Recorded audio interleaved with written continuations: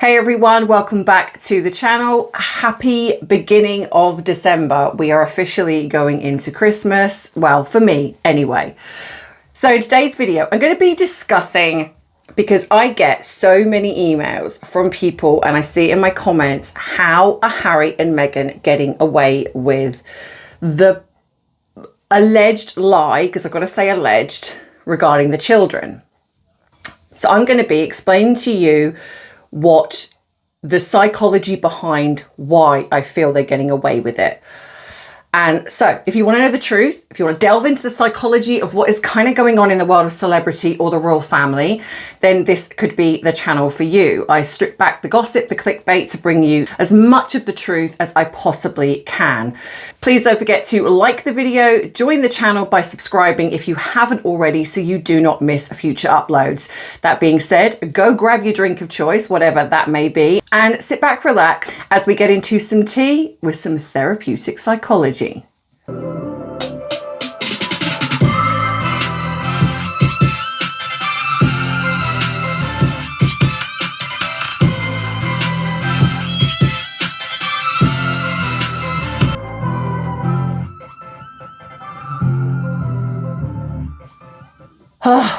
Right, so happy December, everybody. For some, which is me, this is the start of Christmas. It's the Christmas month, and I've got my tree. Here is a picture. I know that's not for everyone, but my house generally does look like Christmas came along and exploded in my front room, my kitchen, everywhere. So yeah. But I also do want to take a minute for people, because I did see some in the comments where they don't celebrate Christmas for various reasons. So I do understand that this isn't for everybody, but for me, I have always loved Christmas. It just feels magical. I love the whole thing. I just love it. I'm a big Christmas movies fan. So drop in the comments, what's your favorite Christmas movie? If you watch a film religiously every Christmas, there are two. I love It's a Wonderful Life. I love the message behind that, and it is one of my most favorite films. But I also love, actually no, it's three. I love The Miracle of 34th Street on 34th Street and Tim Allen's Santa Claus. They're my faves. I love lots of others, but they're my faves. So anyway, Harry and Meghan. So I see in the comments, I get a lot of people that ask me, how are they getting away with this lie? Now, I say lie. I know that maybe the technical term is, maybe we need to say allegedly, because there is not this 100% absolute concrete proof that they are lying. But when you explore behavior, when you explore the things that we have seen and heard with our own ears and eyes, then anyone that uses their critical thinking, anyone that sort of knows a lot about things like this can see that there is something very, very strange going on with regards to the children.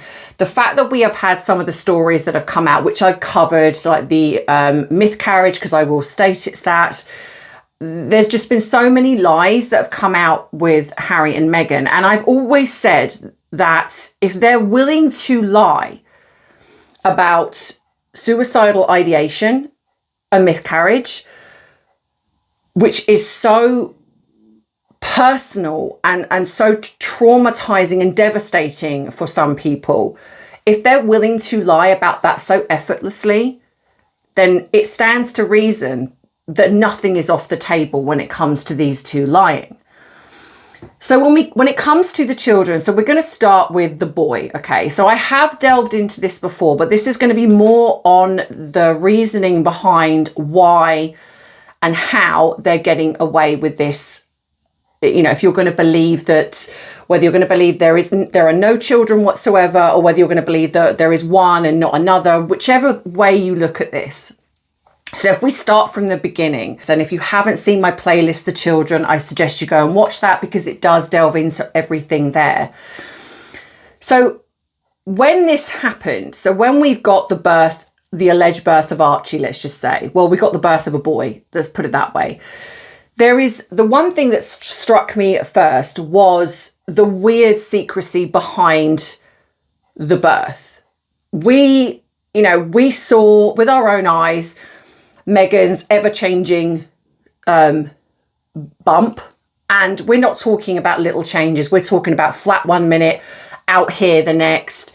We're talking about doing things that are potentially dangerous to the fetus, like the way that, you know, traveling to Australia, going in a chicken coop. You know, there's lots of things that she did which would have been absolutely frowned upon, especially as she was also would have been classed as a high risk pregnancy. And we used to use the term geriatric pregnancy. I know that's changed, but that's how we used to use that. We also have the Diana moment, which I call, you know, anyone that's had a royal child has had their picture taken on the famous, you know, Portland Hospital steps. Meghan would have absolutely, being a narcissist, would have absolutely loved that moment, because she would have been, just no way she would have missed out on that moment. So that was one of the first sort of things, sort of seeing the pregnancy, the way that was kind of coming about. My radar was kind of going off, and I know that a lot of people spoke about it. You know, I was on Twitter at the time, and a lot of people were talking about, you know, what was going on, etc. You then have, if this is a lie, and we saw, like I say, this ever-changing moon bump, why the mainstream media never stated anything? Because if we saw it, because we were going by the pictures that the mainstream media were putting out, and we've also got to remember Meghan's infamous moon bump flashes, which I believe was her goading the press and goading the royal family. I think that she was doing that on purpose, because if you look at behaviour, when somebody is trying to cover up something and wanting it to be believable, you do whatever it takes to be believed. You do not draw attention to something that can create it to look very obvious that you are lying. And this is what Meghan did and has done ever since. If you look at everything that she does on her Instagram, what she's done, let's say that pap walk in Canada, everything that she has done, she goads, in my opinion, the royal family and the mainstream media, because she knows that there is a lie and she knows that she can get away with it. And she's basically toying with the family, in my opinion, and Harry, to state, at any point I can divulge the truth. At any point I can literally land you in it.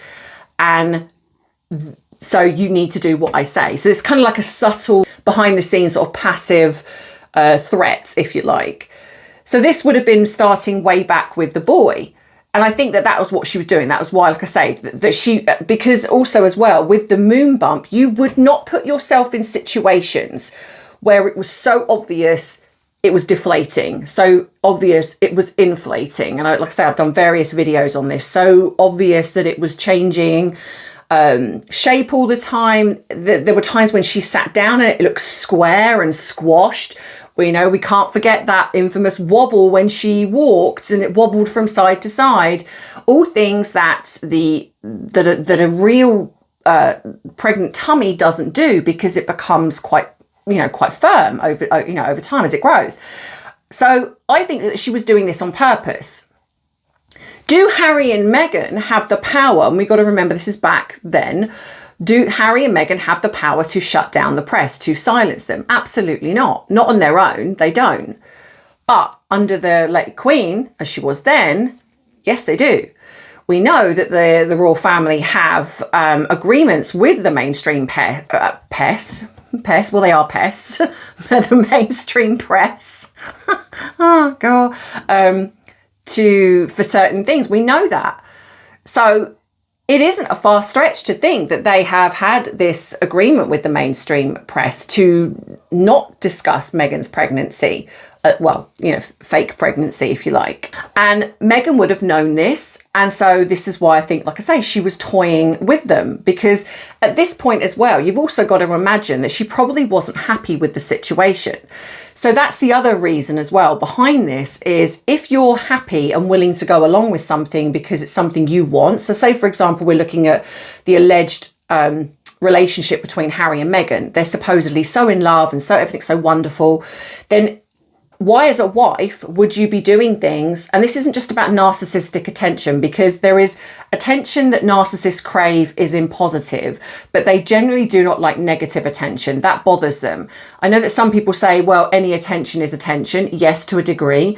But when it comes to who they are and if they're trying to achieve something, if they're constantly getting negative press about that or negative attention, that can cause narcissistic collapse, which is when it comes out in extreme emotional behavior, revenge, etc. So this is not something Meghan would be necessarily seeking, but she would be doing things which is like deniable, like plausible deniability. Like, oh, I was just flashing my coat because I was hot. Things that she can say and do that can create people to kind of second guess and be like, well, that could be possible. But she knows why she's doing it. So you have the fact that she's also, like I say, if this is a wife that was in love with her husband, and say her husband had this indiscretion, say if we're going to go with my theory is that I do potentially believe that Harry got somebody else pregnant, then you're also going to, say if they've had this conversation, and we're looking at this sort of say in the real world, of, I've done this, this awful thing, and I made this mistake, and I got drunk one night, or I was on something and I did this and I'm so sorry. Yes, okay, there's going to be some feelings about that, understandably so. But then you've also got this potential of, well, we need you in whatever format to pretend to be pregnant, because this particular person has now got pregnant, and we cannot now say that I've been unfaithful because this is going to be public. You're going to be humiliated.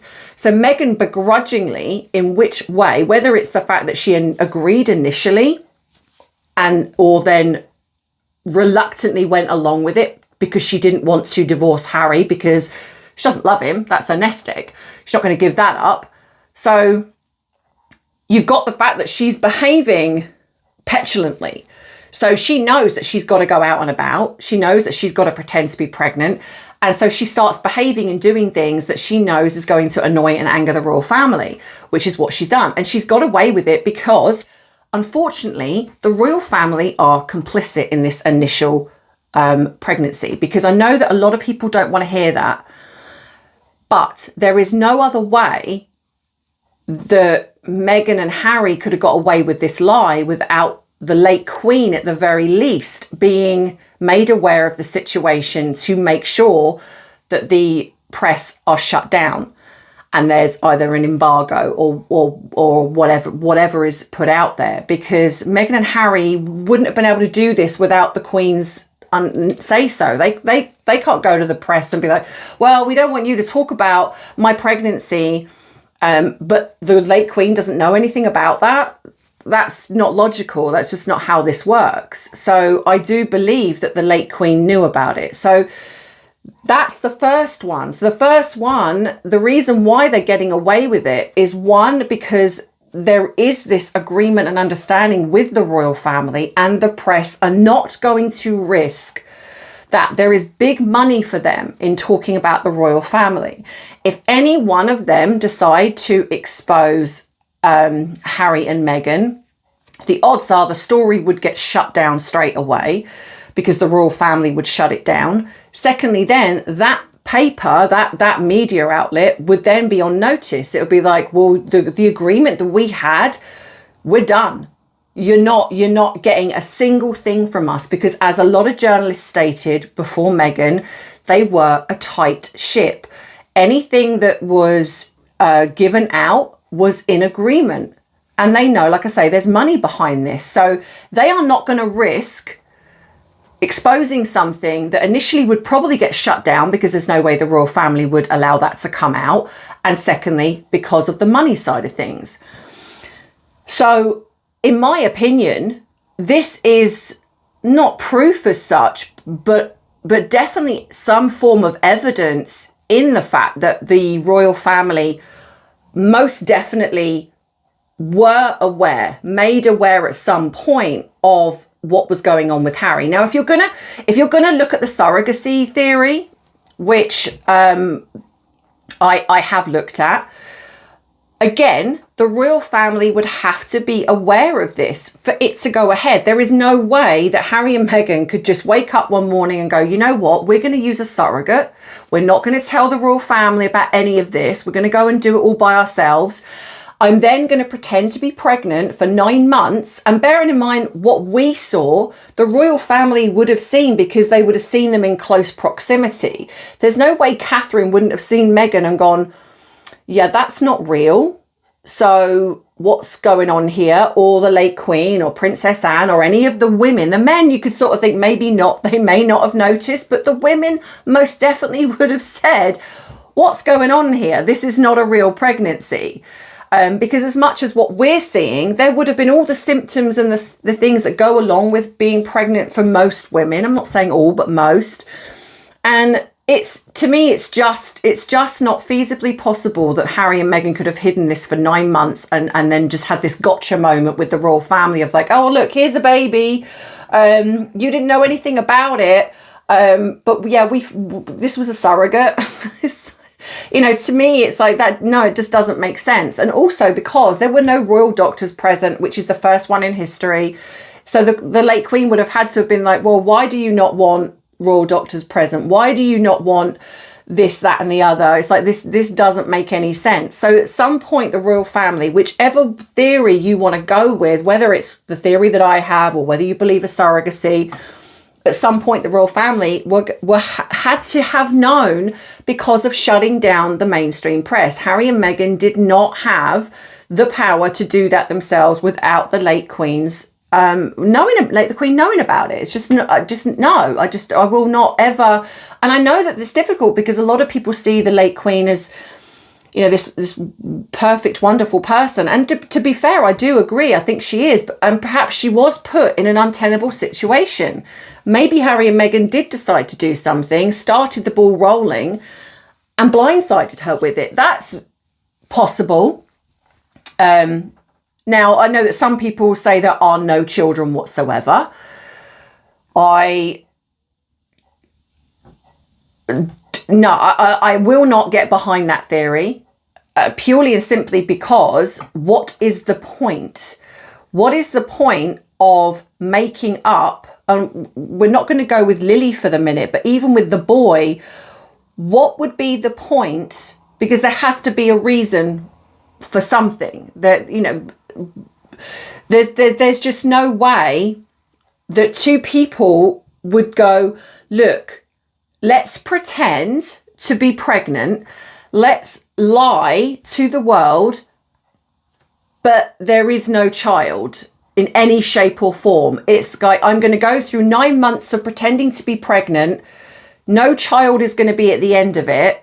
We're going to get the family to be complicit in this lie. We're going to lie to the world. We're going to then get a child actor, a baby, whatever it is, to kind of carry on this pretense. So then we can have a child in the line of succession that's not real. No, just even though I think Meghan is calculated and capable of many things, that is just too weird and too much mental gymnastics and effort. And again, I don't believe the late Queen would be like, yes, let's do that. Let's pretending to fake a pregnancy to protect Harry, to protect maybe the real child, to protect the real birth mother. Yeah, absolutely, all day long. I can see the royal family doing that. They've done far less to a degree. But pretending and allowing Meghan to walk around with a fake bump for 9 months, but there's no child at the end of it for any shape or form, I don't understand how people can come to that theory of there's no children whatsoever. Now, I have said before that I don't believe there are 2 children living with them in America. That is true. But I do believe there is a boy, legitimate boy, that is Harry's. I will stand by the fact that I don't believe this boy is Meghan's. Now, when we come to the girl, you've then got to look at the fact that I believe that Meghan would be very jealous of this boy because this boy is Harry's and not hers. So she would be very jealous. So I can see her saying to Harry, Now, this is not because she's maternal, not because she's just like she's desperate to have a child, but I can see her saying to Harry, well, you've now got a boy, because they see children as property. So they are your property. If you're a narcissist, your child is your property. So I can see her saying to Harry, well, you've got a boy, I want a girl.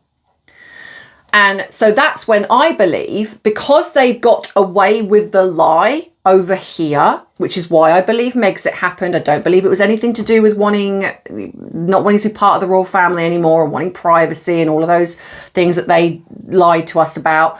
I think it was because they could not keep up with the lie over here, because they would have to bring the child out. I mean, we've seen William and Catherine's children, you know, quite a bit. So we would get the same, you know, and I think it would then start to become very obvious that Meghan had a dislike for the boy. They can't control that. They can't control the child, you know, as the child, you know, we've seen how Louis is. Can you imagine trying to control a child who's got a birth mother and Meghan is the step parent, to then be like, well, you know, if the child gets spoken to, it's like, oh yeah, no, I've got two mums, because children are innocent. They don't know. So they can't control that narrative over here. So I think Megxit had to happen purely and simply for the fact that they cannot keep up with the lie over here. Now, so my theory is that Meghan was then like, well, I want a girl, and I want a girl. And I, like I said before, that the girl was either an adoption or a surrogacy that was meant to happen. The child was meant to go to Harry and Meghan, but something happened and it didn't go ahead. So what you then have is Meghan scrambling to find somehow to go along with this. What am I going to do now? Because this hasn't gone to plan. They have come out stating that she was pregnant. So they've now created this lie. But in my opinion, again, because of the way that this has been set up with the royal family initially, it's like they can't expose one lie without exposing the other. And they're complicit in that. The other thing as well is it's very hard to prove. Unless you are going to go into absolute detail and go to the alleged hospitals, get all the evidence, which you cannot do because there's privacy laws. So you're then coming out with a theory, which is okay for people like myself to talk about because, you know, I'm independent. But when it's an actual journalist that is going to put their whole reputation on the line to come out and say, they've lied about both of these pregnancies. I can't exactly prove it, but here's my theory. That's not good enough. Not when it comes to something like this. This is why, in my opinion, Meghan has utilized mental health to her own advantage, because it is very hard to prove. You know, it comes down to faith. An example, right? All of you know, when you watch me, you know I've spoken about the free therapy program, and you know that this is something that is very, very close to my heart, and I'm very, very passionate about it, which is why I do mention it. And I know that perhaps it frustrates some people because I talk about it and it's in reference to my channel. You know that, but you don't know it also. You're going on faith, you're going on trust, you're going on that I am saying to you, because I can't prove it. I can't go to my clients and say, I mean, all right, there might be some that would be willing to do a testimony, you know, to say, you know, look, this is what I've got from this, and this has benefited me in however capacity. Of course, but you're still going on faith, because unfortunately, as we know, nowadays, people can lie, people can manipulate, people can make things up. I cannot categorically 100% prove that I am running a free therapy program. I'm asking you to trust that that's what I'm doing. And I hope that in all the 4 years you have come to watch me, to get to know me as a person, that has been enough for you to believe in me. I am asking you to believe in me as a content creator in what I do. And that is the same for any content creator that does charity work or whatever it is. Unless they can absolutely categorically prove that that's what they do, you're running on faith and trust, which is exactly what Meghan has relied upon. But the difference being is that we don't trust her. So this is why people like myself call her out for being dishonest, because her behavior has shown us that she is not a trustworthy person, that she is somebody that is willing to lie. But I am an independent person. I'm a free thinking person. So are you. It is okay for you to discuss to your neighbours, to your family, in the comments section, that how much you don't believe Meghan on your own social media accounts. But a journalist coming out and saying those things is a huge risk too, which is why a lot of journalists don't take that risk. They sit on the fence. They stay safe to keep their job. And this is what Meghan and Harry rely upon. They rely on the fact that a lot now, unfortunately, journalists just rely on money, which is why some journalists, like say you've got Meghan Kelly, sort of Piers Morgan, Dan Wootton, that have stepped away from the company corporate aspect of things and become independent, because then they feel that they can now talk about the truth without having those guidelines restricting them, the red tape that means that you cannot say these things. That's exactly the same. So in my opinion, the reason why Harry and Meghan get away with it is because of the mainstream media feeling that they are the noose is very tight. They cannot say certain things. They cannot also prove. How do you prove to someone that you haven't thought about suicide? You know, what goes on in your own mind is personal to you. How do you say to somebody, and I'm talking about a journalist, how do you say, this isn't true? You can't. Well, you can, but you're risking your job. I mean, don't get me wrong, I still feel that there's a risk even to people like myself. There's still a risk, when I say the things I do. But the difference being, for me especially, is that I've been in this industry a very, very long time, and I understand people. I know how people work. I know how people think. I have studied narcissism for over 30 years.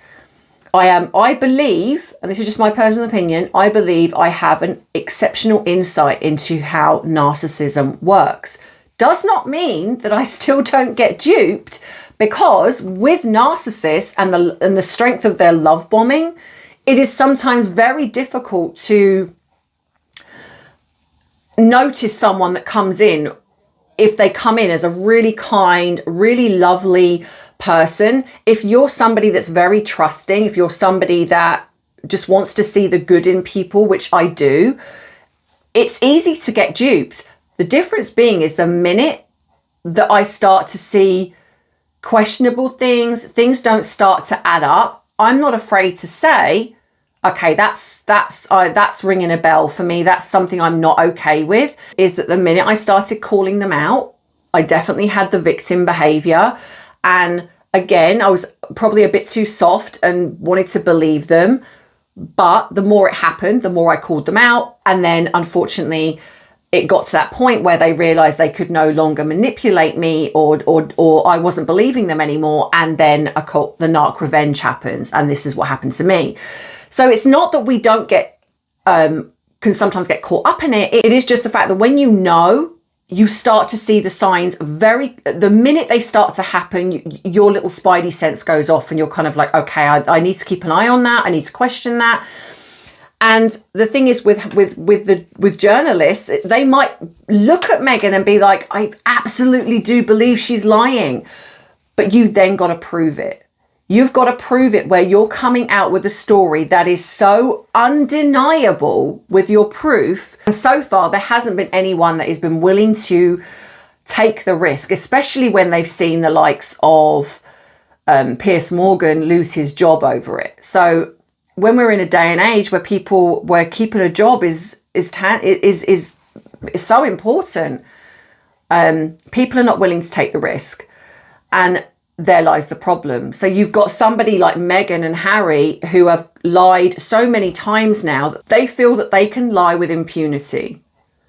And the reason being is because they've been able to. The royal family have protected them. And I do believe that is potentially why the king has not done anything so far, because it is still very close to the late Queen. So if they withdrew, they got rid of the titles, and then Meghan went on a full-on attack, which, don't get me wrong, it's coming. There is no way that she's going to sit down. Once these titles go, there's just no way that she's just going to accept that and be like, oh, well, never mind. It's not going to happen. But the problem you've got is that we know the King is not well. We know that there is a very big possibility that if she does come out and do that, that's going to cause so much stress and anxiety to the King, that with his health issues, and obviously, you know, we've got the fact that William is probably still very protective of Catherine. So anything that is going to cause a lot of stress and damage to the royal family, they're going to try and diminish that as much as possible, or hold back on that, should I say. So what I think is going to happen is that when the King passes, or he abdicates, whichever one comes first, if his health deteriorates too much, and William becomes King and Catherine becomes Queen, because it's then that bit more removed, because we've also had the King removing Andrew, that's paving the way for Harry. And I do think that was a massive shot across the pond to say to Harry and Meghan, you're not safe, which is why Meghan is doubling down, and we're getting these rumours of, I will sue if they try to take the titles. I mean, honestly, for goodness sake. But anyway, so I think that this is what's happening. I do think that they are connected, but I think that if William then takes the titles and they then come out on the attack, exposing, and she exposes Harry, and then there's a divorce and it becomes really messy, and then she sort of comes out and says, oh, they forced me to do this. William will be forgiven because it's nothing to do with him. Unfortunately, yes, it will tarnish the late Queen, and it will potentially tarnish the King, because it will be shown that they lied and they're complicit within that lie. But it will not, I don't believe it will affect William and Catherine, because they had nothing to do with it. Whereas if it comes out now, the backlash, I think, will be big. I don't think it will,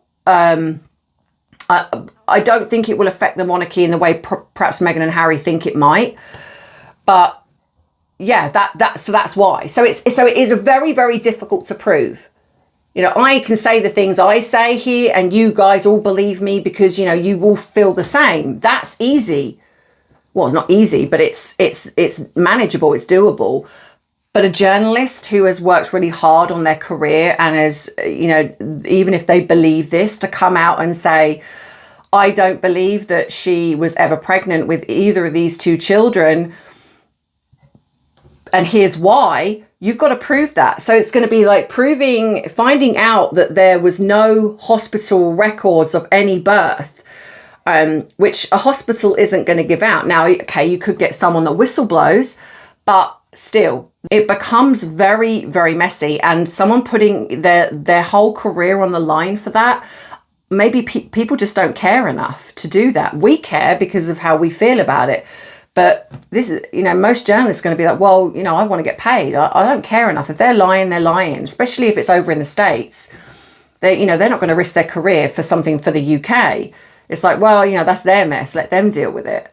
Now, if it comes out, then people, of course, they're all going to jump on it and want to get the story. But by that point, the person who's exposed it has come out and they've taken the hit. But anyone else, they're not going to risk their career. And do I blame them? No, not really. You know, it's a difficult situation to be in when you've got bills to pay. You know, you've got mouths to feed. Maybe if you've got a family and children, you're not going to take a risk. So that's just why I believe that they have got away with it. I think it started with the royal family. I think they are complicit. Even if they were blindsided initially, there's still at some point they had to be complicit. There's no way they cannot know.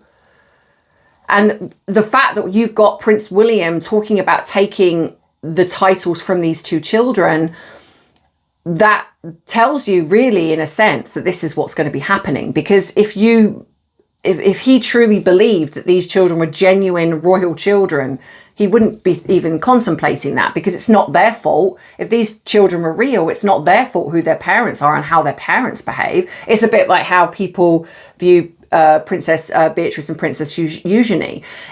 It's not their fault how their parents behaved, which is why they've still kept their royal titles.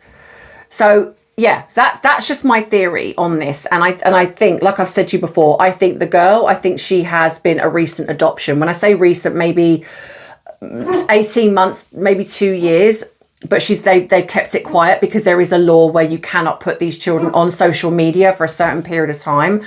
And I do believe that was the only reason why she come back onto Instagram, not for any other reason. And I do potentially believe this was why she sort of used this as ever. I don't think she ever had any intentional of creating jams, etc. I really don't. But I think that she sort of used it as a buffer to come on to Instagram. And I think initially she wanted the Riviera Orchard, and I think that she was potentially wanting to go into fashion and stuff like that, but that got shut down as ever as well. She can't do it with as ever. So I think that her initial plan was not anything to do with household products, of, you know, like food products. I think that she's just used that as a I don't know what it's called, I forget, but almost like I say, as a buffer as an excuse to be able to come onto Instagram herself. And that's why we now see the girl more than the boy. The boy is brought in occasionally because, as I've said before, I do wonder if the boy visits, because if the boy is Harry's, there is every chance he comes over and visits. And so then these like bit of footage is taken with him there. But I also know, as I showed you in the pumpkin patch one, that boy wasn't there. That boy was not there in that footage. And I would even say that I don't believe with the footage of them walking around, I don't believe there's ones where Harry was there either. So I think that they've got away with this. And the more they get away with it, the more she does it. Now, the other thing I will say as well, just quickly, is some people have said, but why does she do it so badly? And this goes back to the moon bump flashes. If you think about this again, using our brains, if she really genuinely wanted to keep up this lie and wanted to, and was happy about it, there is no way that these two would not employ the best digital artists, the best people to create photoshopping and editing, to create things to be so realistic that none of us would ever know. We might suspect, but it wouldn't be obvious. The fact that she does it so badly, and she does it in the tiniest ways, I think she knows will get picked up on by us, like leaving the arm green in one picture, or, you know, photo, it's just weird.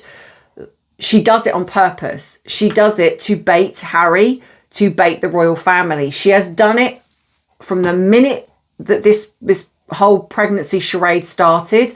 This is what she does.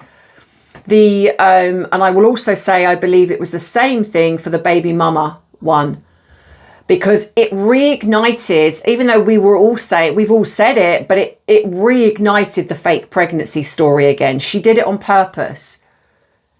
She's goading the royal family, and she's putting these little veiled threats out because she believes that if she keeps doing that, that maybe they won't take the titles, they won't risk it because they are somewhat complicit. So she does it on purpose. Hence why when she puts pictures of Harry that look really weird, and then on one hand she's like, oh my God, he's such a fox, and he loves me so much. He loves me. It was what she said in the recent thing.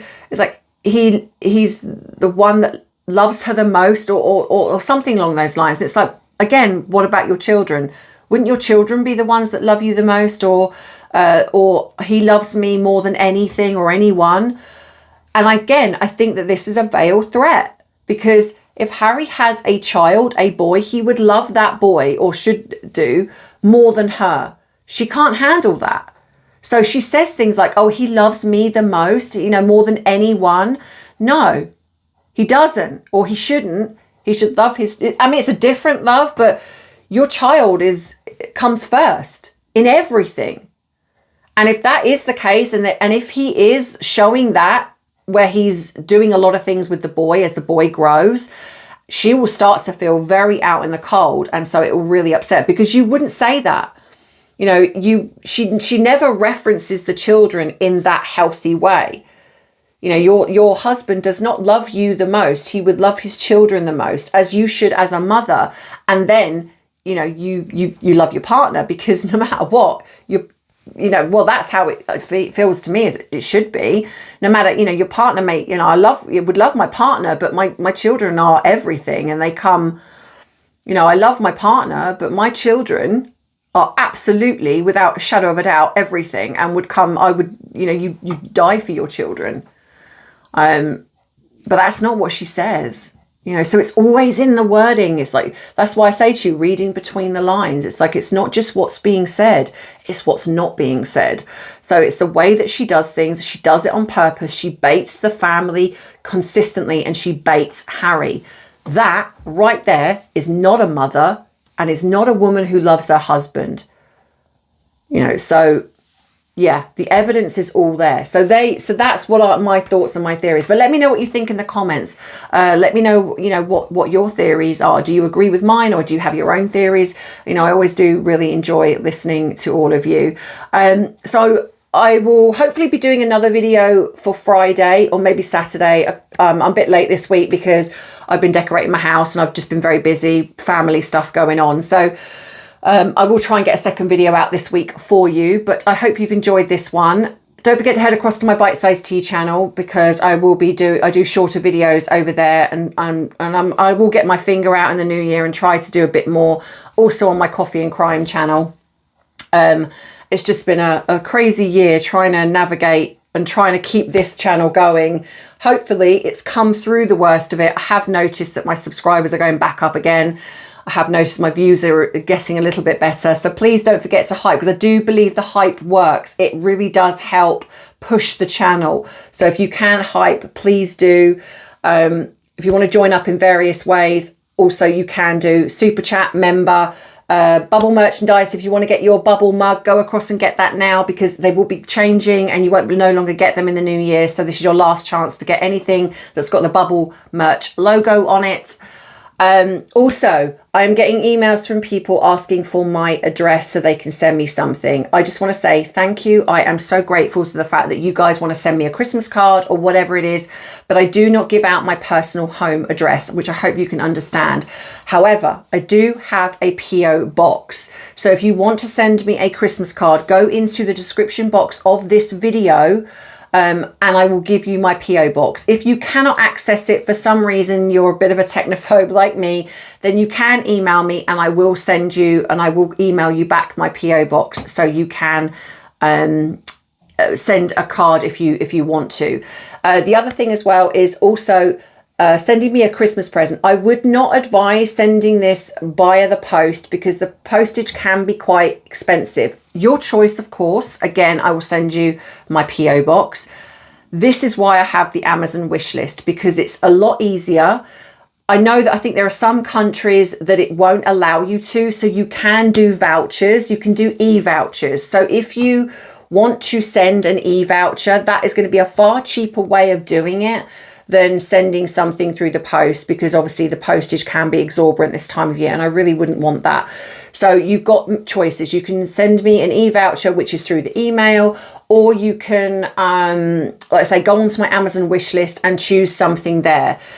That is the only one that I have, and I give that to everybody, including friends and family. I do it this way because with my brain the way it is, with my menopause, I can't cope and remember with all the different people in my family and my friends. So I just thought I'd do one, send it to everybody, because that way then when something gets sold, it comes off the list. But I just do it this way. It's just a lot easier for me. So if you want to buy me a Christmas present, and again, it's optional, please look after yourself and your own family first. It's entirely up to you.